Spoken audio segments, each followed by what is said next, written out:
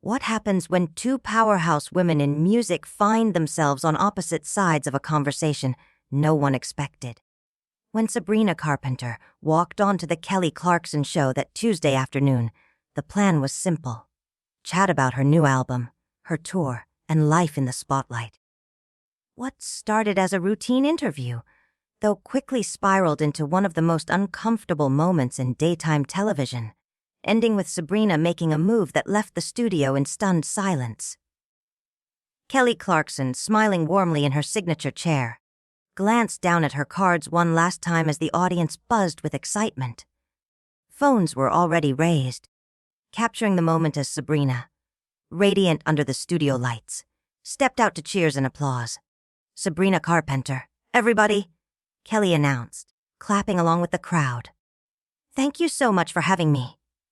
"This is so exciting," Sabrina replied, her voice carrying that soft, almost innocent sweetness that had made her a fan favorite. Kelly leaned forward, her trademark enthusiasm building. "Your new album is absolutely crushing it on the charts. The vulnerability in some of these songs is incredible. How do you find the courage to put such personal experiences out there for everyone to dissect?" For the briefest moment, Sabrina's smile faltered. Almost no one noticed, but Kelly did. "Well, I think as artists, we have a responsibility to be honest. If something resonates with me, I hope it helps someone else feel less alone," Sabrina said carefully. "That's beautiful," Kelly nodded. But there was a weight in her tone, like she wasn't done. She pressed again. "Some of these tracks, especially the one about betrayal and broken trust, they feel very specific, almost like you're speaking to someone directly. Was there a relationship behind that?" The question lingered in the air, stretching the silence. Sabrina's jaw tightened. "I prefer to let the music speak for itself," she replied. Kelly tilted her head, sensing the wall and ready to push. "I get wanting privacy. But when you write lyrics about someone who promised to always be there, and then disappeared, it feels like you're asking people to connect the dots." This time, Sabrina's hands gripped the armrests of her chair. Her voice sharpened. "Kelly, I think you're reading too much into things." But Kelly pressed harder, her tone still soft but insistent. "I don't mean to pry, but your fans want to know the real woman behind those songs. When you sing about betrayal, about questioning your worth, that's not just art. That's lived experience." The energy in the room shifted. Sabrina's sweet smile was gone, replaced by visible frustration. "I came here to talk about my music and my tour, not to dissect my personal relationships on national television," she said firmly. Kelly lifted her hands, half apologetic but unwilling to let go. "I hear you. I really do. But when the music is this personal, when it's clearly drawn from real heartbreak, don't you think fans have a right to know the context? Especially with the rumors about certain high-profile relationships ending right around the time you wrote these songs." That was the breaking point. Sabrina straightened in her seat, her eyes flashing. "What rumors exactly are you referring to, Kelly?" The studio fell silent. Kelly leaned back, her confidence unwavering. She had struck gold, and she knew it. "Well, there have been plenty of stories and online discussions about your relationship with that actor. The one who was seen with someone else just weeks after you two appeared at those award shows together. And the timeline, it lines up pretty perfectly with when you wrote the most emotional tracks on this album." The audience, which had been whispering throughout the exchange, went completely still. The silence was deafening. Even the camera operators seemed to lean in, sensing this was no ordinary celebrity interview. Sabrina's face had paled, but her voice carried steady steel. "I'm not sure what you're implying." "Kelly," she said, each word clipped, "but you're making some heavy assumptions based on gossip and clickbait headlines." Her hands twisted together in her lap, knuckles bone, white. "My songwriting is more than documenting my dating life for public consumption."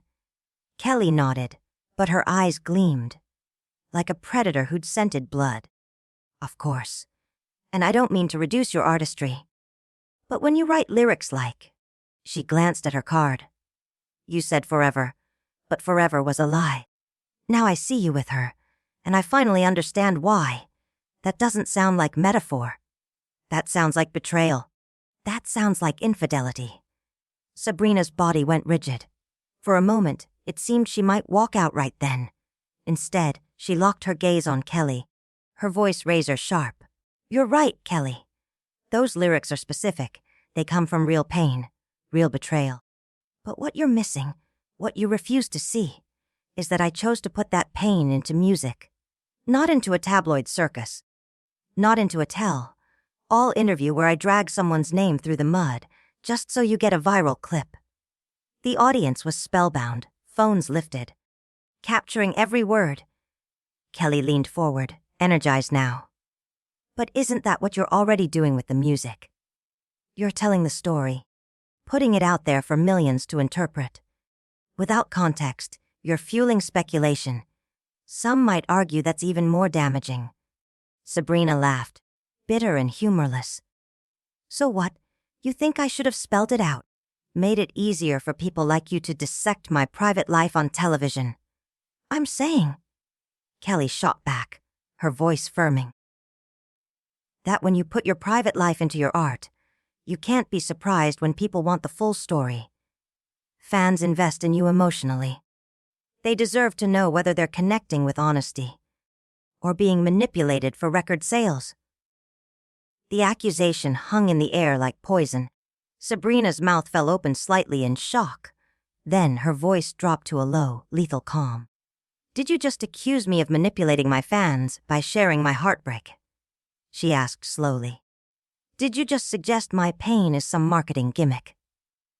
A flicker of doubt crossed Kelly's face, but instead of retreating, she doubled down. I'm not saying it's calculated. I'm saying when you package personal trauma as entertainment, there are ethical questions. Your fans think they know you, but you're only giving them half the story. That was it. Sabrina rose so suddenly her chair screeched back across the stage. The studio froze. Utter silence. The kind reserved for funerals or disasters. You know what's really unethical, Kelly? Sabrina's voice rang clear, every microphone catching it. Inviting me here to talk about my work and then ambushing me with tabloid rumors. Suggesting that a woman processing heartbreak through art is somehow manipulative. That's exploitation. Not honesty, not journalism. Exploitation. Kelly's cheeks flushed, but she refused to yield. Sabrina, you're overreacting. This is what interviews are meant to do. Go deeper than rehearsed promo lines. If you can't handle questions about your inspiration, maybe you shouldn't put that kind of work into the world. Something shifted in Sabrina then. Her anger cooled into something sharper, colder, pity. You know what, Kelly? She said softly, her voice calm but cutting. I came here because I respected you. I thought you stood for authenticity, for empathy. But this, she gestured around the set. This isn't honest conversation. This is exploitation dressed up as entertainment. Kelly bristled, her own voice rising. Exploitation. No, what I'm doing is real, it's raw. It's what your fans deserve instead of canned answers. They want truth, not carefully curated narratives. Sabrina took a step closer to Kelly's desk, her presence radiating fury barely contained. Every eye in the studio was locked on her, every camera rolling, knowing they were capturing the moment the interview crossed from uncomfortable into unforgettable. My fans deserve better than watching me get ambushed by someone who claims to support women in this industry, Sabrina said, her voice cutting like glass. They deserve better than seeing me reduced to gossip fodder on national television. The studio was spellbound. No one moved. No one breathed. Every eye glued to the confrontation unfolding in real time. Kelly rose from her chair, leveling herself with Sabrina. Her arms folded, her tone hardened. You can't have it both ways, Sabrina. You can't write songs that are clearly about specific people, perform them for millions, build your brand on vulnerability, and then refuse to be vulnerable when someone asks you to explain. Sabrina's teeth clenched, her reply seething. There's a difference between artistic vulnerability and personal exploitation. There's a difference between sharing emotional truth through music and having my relationships dissected by someone who wasn't there, who knows nothing about what really happened. Kelly's eyes narrowed. But I do know what happened, everyone does. The photos. The timeline. The way he moved on while you were clearly devastated. The only person pretending otherwise. She jabbed the air with a finger. Is you. The words hit like a physical blow. Sabrina's control cracked. You have no idea what you're talking about, she snapped, voice trembling with rage. You don't know what I endured, what that relationship cost me, or what it took to turn that betrayal into music. You're acting like you know my story better than I do, based on paparazzi photos and internet rumors. Then tell me, Kelly challenged, leaning forward across her desk, her tone daring. Tell your fans what really happened. Stop hiding behind metaphors and say the truth out loud. The room held its breath. Sabrina stood silent for a long moment, chest rising and falling. When she finally spoke, her voice was quiet but devastating. The truth, she whispered, is that I loved someone who couldn't love me back the way I deserved. I gave everything to someone who treated me as disposable. I wrote those songs because the betrayal was eating me alive, and turning that pain into art was the only way I could survive it. Her voice strengthened, each word landing heavier than the last. The truth is, I turned the worst nights of my life into music so someone else out there wouldn't feel alone in theirs. The audience sat frozen. But Kelly's eyes gleamed, relentless, as if she could taste the exclusive she'd been chasing. Then who was it, Sabrina? Who hurt you so badly? Your fans deserve to know. They want the whole story. Something inside Sabrina shifted. The pain in her face hardened into disgust. You still don't get it, do you? This isn't about giving your viewers gossip to chatter about tomorrow. This is my life, my heart, my pain. And you're treating it like it's content. I'm treating it like a story worth telling. Kelly fired back, her frustration spilling over. Like a chance for you to connect with your fans in your own words, instead of letting strangers control the narrative. Sabrina shook her head slowly. For the first time all afternoon, she smiled. But it wasn't warm. It was the smile of someone about to set fire to the bridge behind them. You want honesty.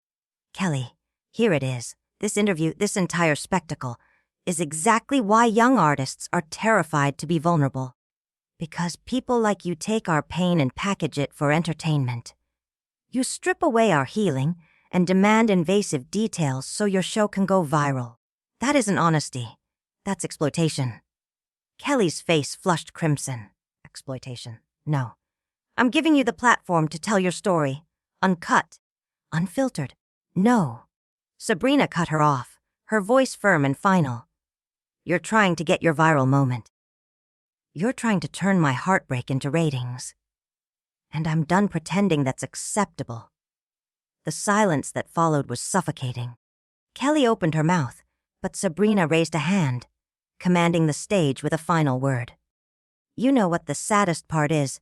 Kelly, Sabrina's tone had gone eerily calm, every syllable landing like a hammer. I grew up watching you. I saw you win American Idol when I was just a kid dreaming of being an artist. I thought you understood what it meant to be a woman in this industry, telling her story on her own terms. I thought you stood for authenticity. She paused, letting the weight of her words sink in. But right now, you're acting like every other interviewer who thinks. They're entitled to pieces of my soul because I chose to share my art with the world. Kelly's lips parted, then closed again. For once, words failed her. The studio audience shifted uneasily, the tension so thick it seemed to press against their chests. A few people glanced at each other, as if to confirm they weren't the only ones watching a train wreck unfold in real time. The cameras didn't flinch. They kept rolling, capturing every second of the unraveling. The discomfort, the silence, the electric charge of something bigger than daytime television. I put my heart into those songs. Sabrina pressed on, her voice steady now, each word deliberate, her composure returning like armor. My pain, my healing, my growth. All of it is in my music because I wanted people who have been through heartbreak to feel less alone. That was the point. That's always the point. But I did not give you permission to turn my scars into a circus act for ratings. Kelly finally found her voice, though it wavered. Sabrina, I think you're misunderstanding. I wasn't trying to. Sabrina cut her off with a sharp laugh, the kind that wasn't amused at all. Misunderstanding. Kelly, you've spent the last 15 minutes prying into a part of my life I never agreed to share. You accused me of hiding from my fans, of being dishonest, of withholding. That's not a misunderstanding. That's manipulation dressed up as concern. Her words landed heavy. The audience stirred uncomfortably, some leaning forward, others pulling back, as though unsure whether to root for the host or the guest. I never accused you of manipulating anyone. Kelly protested, but the conviction wasn't there. Her tone sounded more like pleading than defending. I was asking questions, real questions, about the inspiration behind your songs. No, Sabrina said, her voice cutting croon through the air. She stepped closer to Kelly's desk, the tension so palpable it seemed to ripple through the entire room. You weren't asking. You were demanding, fishing for gossip. You wanted me to name names, to validate rumors, to bleed on command so your show could claim the exclusive. That isn't curiosity. That's exploitation. Kelly's hands trembled visibly as she gripped the edge of her desk. For the first time, she looked less like a host in control and more like someone realizing the ground beneath her had given way. Maybe we should take a break, restart this, Kelly stammered. But Sabrina shook her head. No, Kelly. There's no restarting this. You crossed a line. You ambushed me on national television, disguised it as authenticity, and now you want a reset. That's not how it works. The silence that followed was absolute. The only sound was the low, steady hum of the cameras. Sabrina turned to the nearest lens, her gaze locking with the millions who would soon watch the clip. Her voice softened, but her words carried more weight than ever. To anyone watching this who has ever been betrayed, who's ever had their pain reduced to whispers or headlines, I want you to hear me. Your story belongs to you. Your healing belongs to you. If you create art from it, that art belongs to you. And you never owe the world more of yourself than you're willing to give. The audience sat frozen, some with tears in their eyes, others simply stunned. Sabrina turned back to Kelly, whose face was flushed with a mix of panic and shame. I came here to talk about my music, my tour, my growth as an artist. Not to have my private life dissected like it's community property. Not to prove myself on your terms. Kelly made one last desperate attempt, her voice cracking as she tried to salvage the moment. Sabrina, please. Let's talk about your music. That's what people want to hear. But Sabrina was already walking toward the edge of the stage. Her steps were steady, her expression resolute.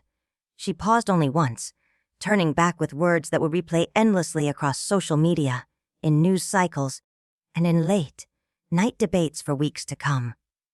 Kelly, I hope someday you understand the difference between authentic conversation and invasive interrogation. I hope you realize that supporting women in this industry means respecting boundaries, not bulldozing through them for the sake of content. She glanced at the audience, her voice softening again. Thank you for being here. I'm sorry you had to witness this. And with that, Sabrina Carpenter walked off the Kelly Clarkson Show stage, leaving behind a shaken host, a silent audience, and one of the most unforgettable moments in daytime television history.